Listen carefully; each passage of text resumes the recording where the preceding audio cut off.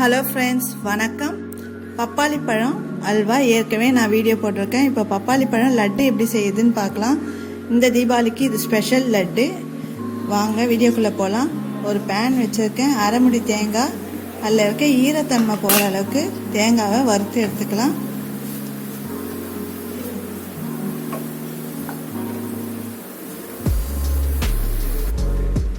Medium ஃப்ளேமில் வச்சு வறுத்துக்கோங்க. பாருங்கள், ஈரத்தன்மை போயிடுச்சு. போதும். பேன் வச்சு ஒரு ஸ்பூன் நெய் சேர்த்துக்கோங்க.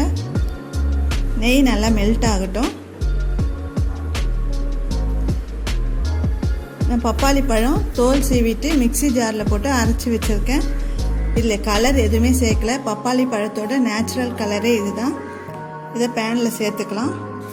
இதில் இருக்க தண்ணி சுண்டுற அளவுக்கு நல்லா கலரி விடுங்க.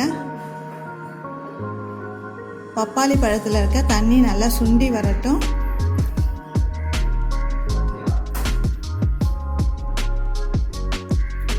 பாருங்க, தண்ணி நல்லா சுண்டிடுச்சு.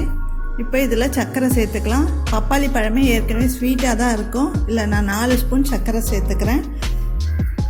உங்களுக்கு ஸ்வீட் அதிகமாக வேணும்னா இன்னொரு ஸ்பூன் எக்ஸ்ட்ரா சேர்த்துக்கோங்க. இது சின்ன பப்பாளி பழம், அதனால் 4 ஸ்பூன் சர்க்கரை சேர்த்தா போதும். சர்க்கரையை நல்லா கரையிட்டும். நல்லா கலரி விடுங்க. சர்க்கரை நல்லா கரைஞ்சதுக்கப்புறம் தேங்காய் சேர்த்துக்கலாம். இப்போ தேங்காய் சேர்த்துக்கலாம்.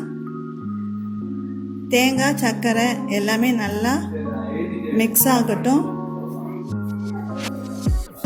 நல்லா மிக்ஸ் ஆகிடுச்சு. இப்போ நல்லா சுண்டி வந்துருச்சு. இப்போ ஸ்டவ்வை ஆஃப் பண்ணிவிட்டு சின்ன சின்ன உருண்டைங்களாக பிடிச்சி வச்சுப்போம்.